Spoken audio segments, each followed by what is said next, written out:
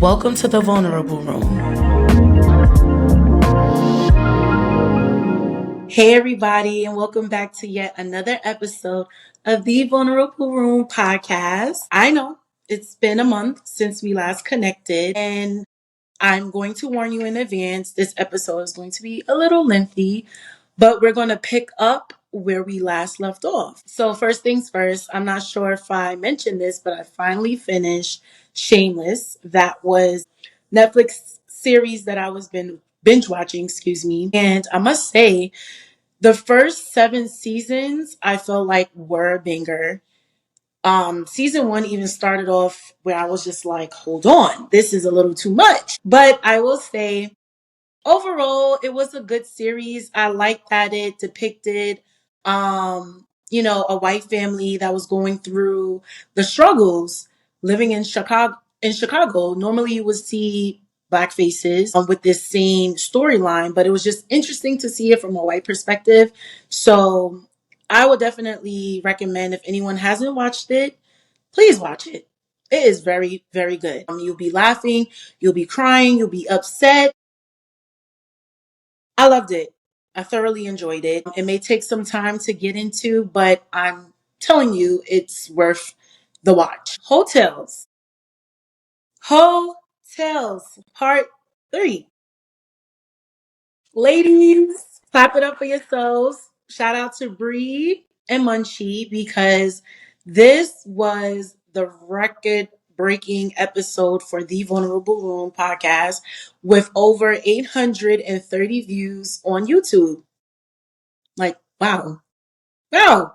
So I see what y'all like to talk about. Y'all like to talk about the relationships and the bacchanal, okay? But nonetheless, I appreciate my two girlfriends coming onto the pod and sharing their standpoint from being in a long-term relationship and the relationship not progressing to the next level. So if you haven't checked that out, please check that out. Very demure episode, very cutesy, very real, very thorough. I thoroughly enjoyed recording with them. And who knows, maybe there might be a part 4 where I bring everyone together, both men and women, to discuss and wrap this up when it comes to dating. Everyone is in different spaces in their lives. So it'll be very interesting to hear everybody's perspective. So stay tuned. So the month of October has been very busy for me. I had my line sister's wedding. Shout out to the Kings. Shout out to Brianna and Chanel Kane. That wedding was beautiful to say the least. And to see, my line sister, my Deucey Poo, go from, you know, we talked about these things. We talked about getting married, what it would be like, being a wife, being a mom, things of that nature. And to see my sis living in that life right now, to see her be a wife, beautiful. Hands down, I'm loving the growth. I'm loving this new transitions. But yeah, shout out to them and their new journey in their new chapter of marriage. Marital bliss. Enjoy it. Okay? I'm here for it. Also, shout out to the Kennedys, Najee and Asher.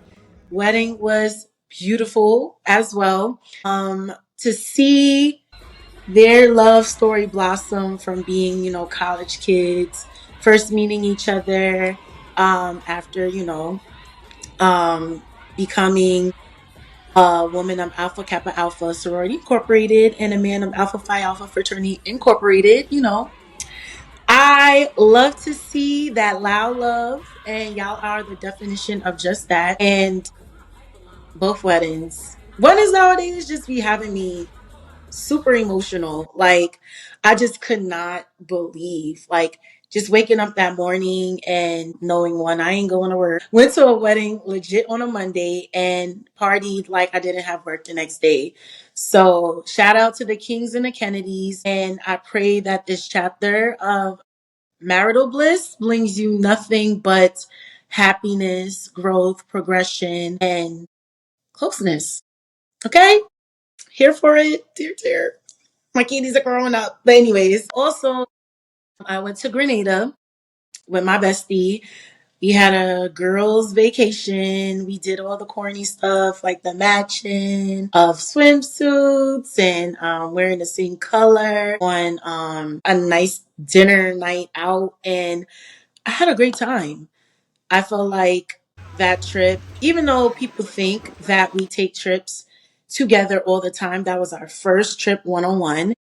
And I thoroughly enjoyed it. It was everything that I imagined plus more. And cheers to my bestie for more vacation trips, more memories, more corny stuff. I'm here for it. Okay.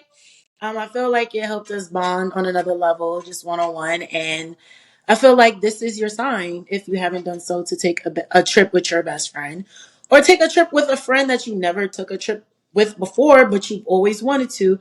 Yes, I know you cannot travel with any and everybody, but if you feel like you can take a trip with this person, maybe I did group trips together. Maybe this is your sign to maybe start off small, do something one on one. Like, okay, time is of the essence. You know, life, there comes changes. So if you could create memories with the people that you love, do it. I'm here for it. I support that 1,000%. Book reviews. Okay, so for starters, as you know, I announced it on the last episode that I started a book club. And shout out to the young ladies, the beautiful, demure, classy, and educated ladies that are here to to expand their mind and to get lost in reading, to get lost from the outside world, disconnect a little bit and put your head down in a book or listen to an audiobook. So we started a book club a few Tuesdays ago, and it's been great. I'm loving it. If you would like to join, please feel free to DM me. We are currently reading Who's That Girl by Eve. It's a memoir, and okay, I'm loving the togetherness. I'm loving that we can just have a support group for the books that we read, because sometimes you need just that. These books are too good to sit there and just take it all in and just be like, damn. If I sit here and try to talk to someone about it, they're not going to get it. But I'm glad that I have a community now. So again, if you're interested in picking up a new hobby, if you're interested in networking, connecting with other women with like-minded hobbies, feel free to DM me. I will put you in connection. So again, book reviews. The last book that I read, the last few books that I read actually, was Hold You Down. And that book, Lord, I like urban books, and that book right there had me crying. I will say that. When a book feels too real, 10 out of 10 would recommend. Okay. That storyline I did not predict. It was unpredictable. And the climax, plot twist, whatever you want to call it, had me at the edge of my seat.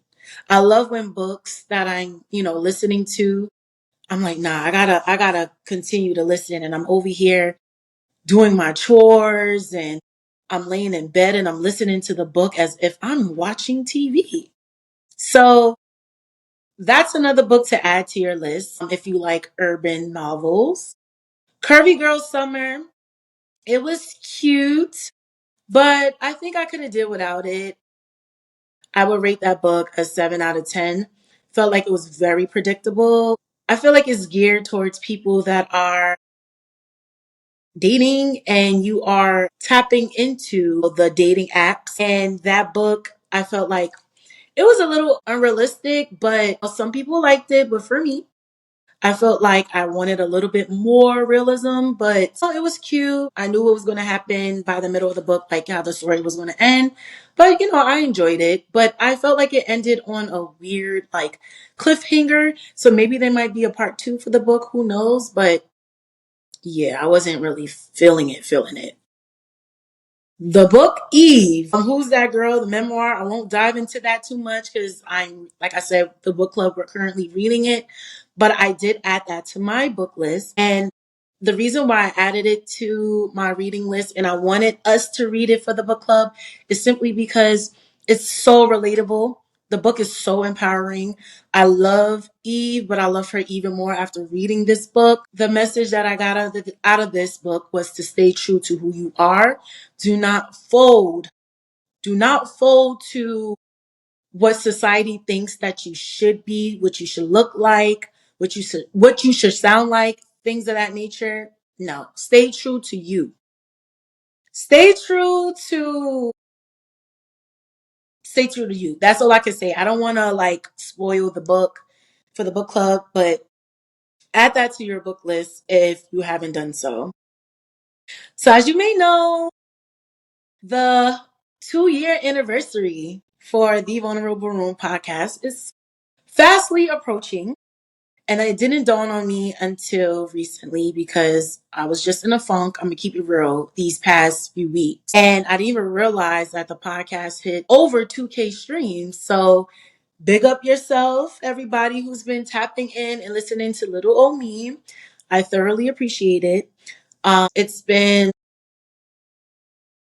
a eventful 2 years, and I would say the podcast is growing and ways that I haven't expected it to. And it's only up from here.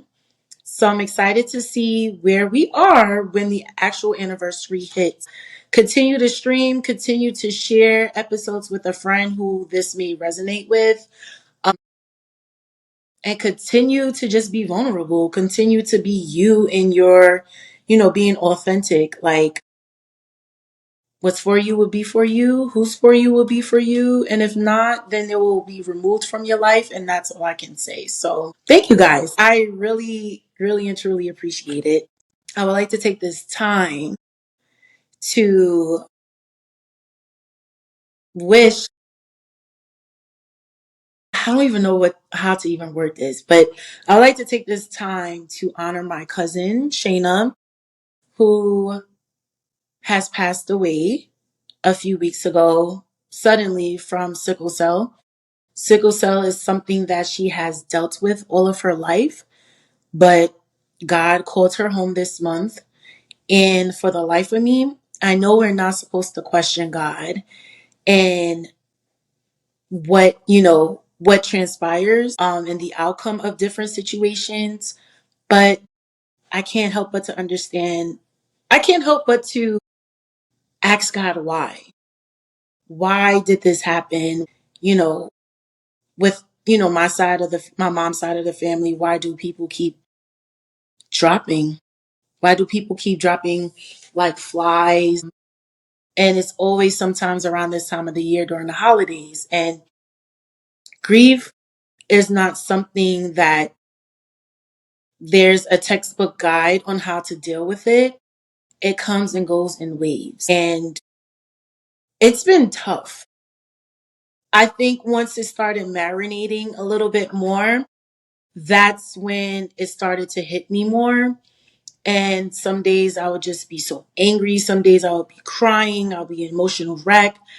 But I thank God for his unwavering strength that he gives us. He listens to us whenever we need to hop on the prayer line, no matter how repetitive, the prayer request may be. Thank God for therapy. Thank God for my village. This is a tough time. And if anybody in this season, I started my podcast talking about seasonal depression. If anyone during this time is experiencing seasonal depression, my heart is with you. You are in my prayers. If you're experiencing grief at this time and the holidays are, a little bit tough for you because of grief, or maybe just, the person is physically here, but your relationships are estranged, I'm praying for you. I'm praying for you. And we're going to get through this. We have to simply take it one day at a time, and you have to allow yourself to go through the motions and to feel. You have to feel, you have to sit in it. So it's tiring dealing with these emotions every single day. You try to be strong, try to be that strong friend, but I'm here to tell y'all sometimes a strong friend gets tired. But nonetheless, let's dive in on today's topic on that note. But before we do, rest in peace, Shayna. I love you so much.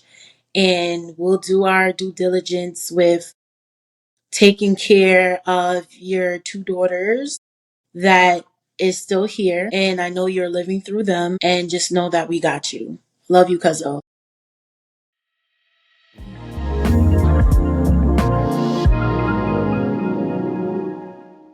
So today's topic is the heavy crown. The exhaustion of Black women in America. I apologize in advance if you see me reading from my laptop. I have notes written down that I've been writing for the past few weeks, and I want to get everything that I need to say off of my chest. And you guys know that I don't like to do episodes when it doesn't feel genuine or where I'm not moved to talk, but I'm ready to talk. So, today we're talking about something many of us carry but don't always name: the exhaustion of being a Black woman in America. This is more than being tired, it's about what we're expected to endure and why. It would be irresponsible of me to not utilize my outlet, my safe space, the vulnerable room, to share my thoughts regarding this past election. Waking up to see that America has done my soror, Kamala Harris, a disservice was an indescribable feeling. This woman was overqualified to serve as our next president, but because of racism and sexism, people voted to have an imbecile lead our country. Okay?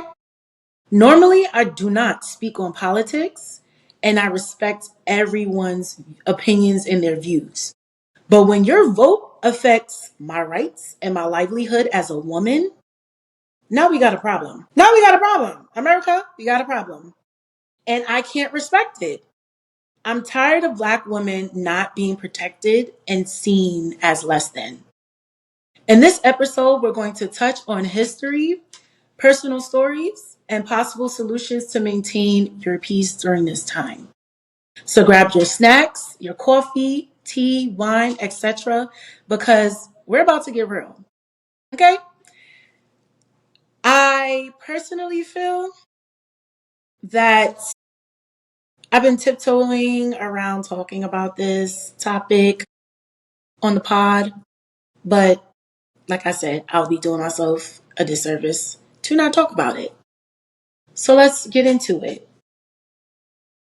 So today's topic is entitled The Heavy Crown, the Exhaustion of Black Women in America.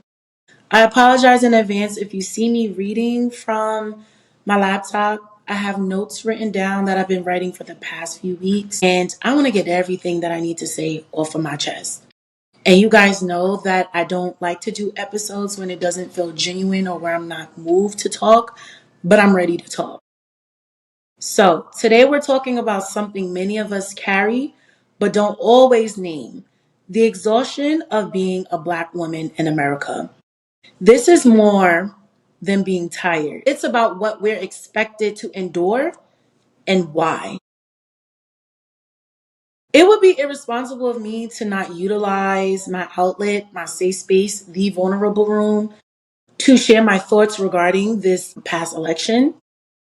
Waking up to see that America has done my soror, Kamala Harris, a disservice was an indescribable feeling. This woman was overqualified to serve as our next president, but because of racism and sexism, people voted to have an imbecile lead our country. Okay? Normally, I do not speak on politics, and I respect everyone's opinions and their views.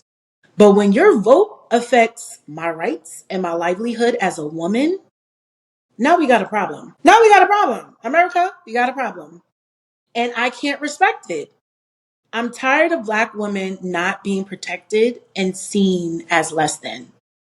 In this episode, we're going to touch on history, personal stories, and possible solutions to maintain your peace during this time. So grab your snacks, your coffee, tea, wine, etc., because we're about to get real. Okay? I personally feel that I've been tiptoeing around talking about this topic on the pod, but like I said, I'll be doing myself a disservice to not talk about it. So let's get into it. Let's name the weight. Naming the weight. What does exhaustion feels like? For many of us, exhaustion isn't about lack of sleep. It's carrying generations of expectations. This speaks to the unique and multifaceted burdens that Black women often bear, which go beyond physical fatigue. This exhaustion is rooted in societal, cultural, and historical pressures that have been passed down through generations. I've noticed all throughout social media, Black women have shared the same sentiments as I do, and we are tired. That seems to be the narrative. We are tired. We're always fighting other people's battles. We just give a damn too much. And it just becomes exhausting. And I'm here to tell you, Black women, it's okay to rest. Okay? You see me, I see you, we see each other. And sad to say, that's where I'm at. I know when it comes to certain things, such as like, you know, we're going to get into it deeper. Protesting, trying to fight and make a change. We're naturally nurturers, we're ride or dies, whatever you want to call it. I'm tired. I'm tired. And like I said, this goes back from generations to generations to generations prior to us. So, like I said, it's historical weight. And let's talk about some of that historical weight. You have the caretaking roles and resilience under oppression. Caretaking roles. Black women were often forced into roles as caregivers during slavery and beyond. We were responsible for the well being of both our families and the families of others. Even to today, the expectation persists that Black women should be selfless, caregivers in their families and communities, often sacrificing their own needs. Resilience under oppression. Black women have long been celebrated for their ability to push through adversity. While resilience is a strength, it can also become a burden when society assumes that Black women will always endure hardship without complaint. Let's talk a little bit more about the strong Black woman stereotype and the sources of exhaustion. Let's talk about it. The strong Black woman stereotype. This stereotype dictates that Black women must always be emotionally and physically strong, suppressing vulnerability. For example, a Black woman might feel pressure to hide her struggles with mental health due to fear of being judged as weak or unreliable. For example, a woman juggling work, family, and community obligations may feel she has no room to rest because she's expected to be the rock for everyone else. I stopped saying strong Black woman a minute ago because why is that a compliment? Well, you're such a strong Black woman. Why is that a compliment? White women get tired, Hispanic women get tired, Asian women get tired, Indian women get tired. Why can't Black women get tired? I feel like it's a backhanded compliment. It's not even a compliment. And I feel like we're just taught that we're supposed to take things on the chin and continue to stride. No, it's okay to be tired. It's okay to say, I need a second. I need to rest. Everyone else do it. Why can't we? Anyways, success under pressure. Black women are often expected to achieve excellence despite systematic barriers. Whether it's excelling academically, breaking glass ceilings in the workplace, or representing their community, the pressure to succeed can be overwhelming. How many of you agree with that? I know I agree with that because when it comes to success, there are a lot of pressures. We want to be great. We want to be, we don't want to fall into the stereotypes. We want to break barriers.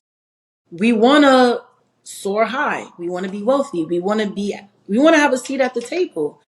But what comes with that, those goals, those accomplishments, those desires, it's a lot of pressures. It's a lot of pressures. And with those pressures, we do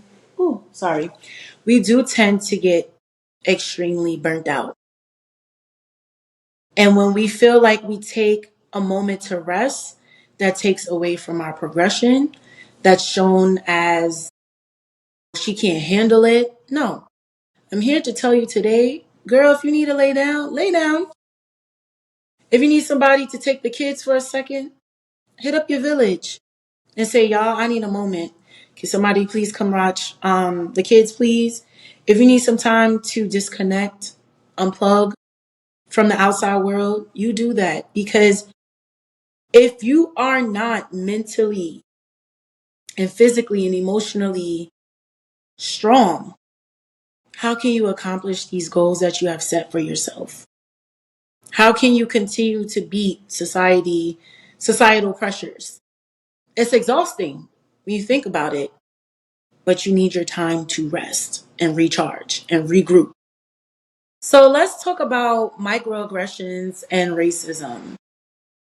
I feel like I'm dealing with some microaggressions in the workplace currently, but we'll get into that in a second. So let's talk about microaggressions in daily lives. Constantly encountering subtle acts of racism or sexism, like being questioned about qualifications or having one's tone labeled as aggressive, is emotionally exhausting. For example, a Black woman in a corporate job in corporate America might feel she just she must overperform to counteract stereotypes, which lead to burnout. It's even more exhausting when she is the only Black woman in the office space. Economic and social inequalities. Don't worry, I'm going to circle back to that microaggression. Economic and social inequalities. Black women disproportionately bear the weight of economic disparities. Many work multiple jobs or face challenges as single parents, for example, while navigating obstacles like wage gaps or lack of access to affordable healthcare. So let's circle back to that microaggression. Okay? To get a little real with you all, the department I'm working in has experienced some changes. I always welcome change in the workspace because sometimes it can be some pros you can benefit from, right? Sometimes, change is good. My director was promoted and I'm happy for her and I miss her dearly. However, since she has left, the boom, which is the business operations manager, has been showing that ass. Okay? Being the only Black woman, well, matter of fact, being the only Black person in the office space, I didn't experience any microaggressions until now. She has made inappropriate comments, and the way she speaks, hey, it's giving management etiquette 101 is needed. The projects I've been working on, it's like she's trying to take control and take credit for my work. One thing about me, I don't care who you are. I will always be an advocate, for myself. Because if I don't, then who will? I set my boundaries at work and I set the precedent of how I wish to be treated in the workspace. If I'm respectful and polite, you will not speak down on me. I'm sorry.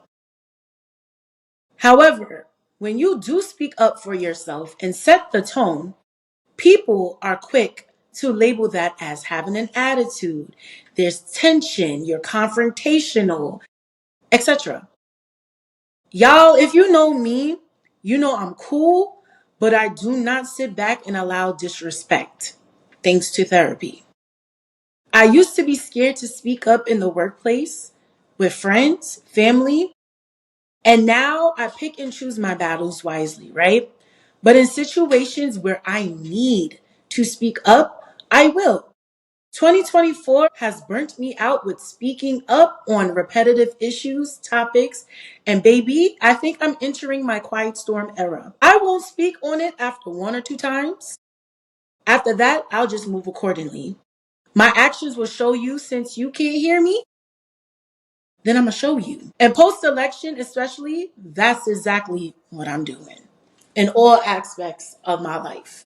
Okay? I know that was a lot, but I had to get that off my chest. And I feel a little bit better.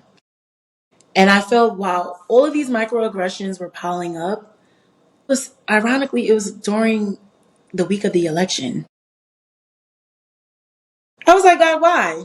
Why? This is too much. My cousin just passed away. Election day is here. Don't like the results. Management coming at me. I don't like it. I do not like it. But you know what? Like I said, I don't speak on things multiple times. I'm just going to show you. Show you better than I can tell you.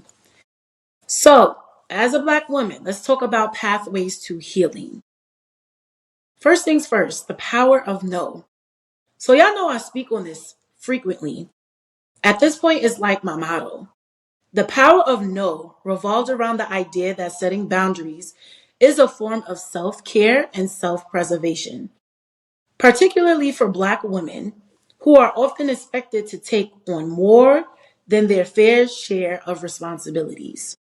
Saying no allows for the protection of energy, time, and mental well being, which can otherwise be depleted by overextended oneself. So, you know, past episodes always talk about setting boundaries, saying no. You got to do this in all aspects of your life. It's not just with friends and family. You got to do this in the workplace too. If something don't sit right with you, no, I don't think I can agree to that. There's ways to say it, just like how I just said it. No, I don't think we can agree to that. Can we find another option that may be suitable for both parties? Hello? Because at the end of the day, you're doing the work. We spend more time in the workplace than we do at home, and you need to be comfortable. And if after a while people ain't hearing you, I think, and you feel stagnant, I think it's time to look for a new job. Collective healing. Collective healing is where individuals come together in a community to share their experiences, provide emotional support, and engage in practices that promote collective well being.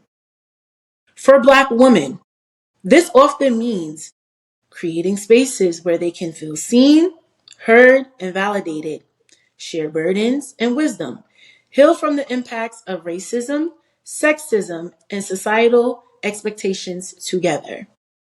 Hence why the Vulnerable Room was created. I wanted to create a safe space. I wanted to create a village where we all can sit down and really talk. Even though, it's me doing the facilitating, I really want us to talk and think about these topics that we experience on a daily, but we don't speak on it. So I created this safe space. So therefore, when this topic comes up, you can feel free to express yourself, and you can even, shed light, which is why I have guests, shed light on the topic from your standpoint. We can always agree to disagree. And I don't mean that whenever a topic is presented, I need everybody to agree with whatever I say. I'm open to suggestions, excuse me. I'm open to hearing different perspectives because why? I'm learning from you too. And there's no rule book to this thing we call life. We have to lean on each other. We have to lean on our village. We have to lean on our friends, our family, whoever you consider your village to be your outlet. So collective healing, I support that 1,000%. Breaking the cycle. Black women can break the cycle by reclaiming their power over their time, energy, and well-being while advocating for systematic change. Set boundaries, invest in self-care, build community, challenge societal norms, and advocate for change. I strongly stand with all of these pathways to healing, however you deem fit, as far as the power of saying no, collective healing, breaking the cycle. You have to apply that to your everyday life, especially during these next 4 years with this person in office. We're going to experience a lot of things that is going to, be triggering to us as Black women. I was already triggered from the time I woke up the next day after election day. That Wednesday, I said, oh, hell no. I cried. I really just was angry. I was so upset. And I'm just like, why are we back here again? So you have to tap into one of these three things: the power of no, collective healing, or breaking the cycle, in order for you to get through these next 4 years, in order to get through life, period. So, y'all, that's all I have for y'all today. I'm sorry it took a while to get to this episode, but life has been lifing. But moving forward, Black women, it's time for us to rest.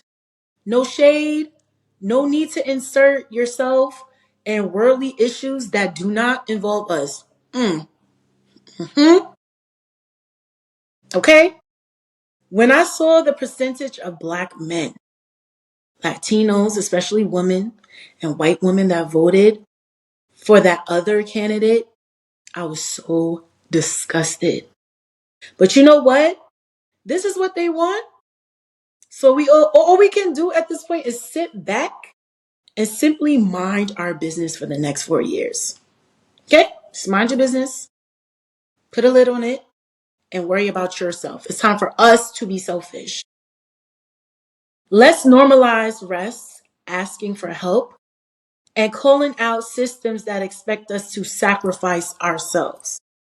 We've done all we could do, to be honest. We fought the good fight. So sit pretty and rest on up, sis.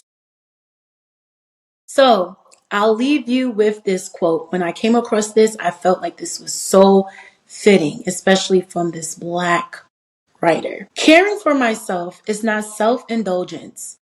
It is self-preservation, and that is an act of political warfare. Quoted by Audre Lorde. That's all I have for you guys today. I promise it won't be forever until you hear from me again. Thank you for tapping into today's episode, and I hope to be in this chair again and connecting with you guys pretty sooner than later. I love you all. Be safe. Bye. Come on, y'all. We know these combos ain't for the faint. Thank you for listening to the Vulnerable Room podcast. If you enjoyed today's episode, head on over to Anchor or Spotify to subscribe, rate, and leave a review. Follow at The Vulnerable Room on Instagram or visit thevulnerableroom.com for the latest tea. See you next time. Love you all and have a great week.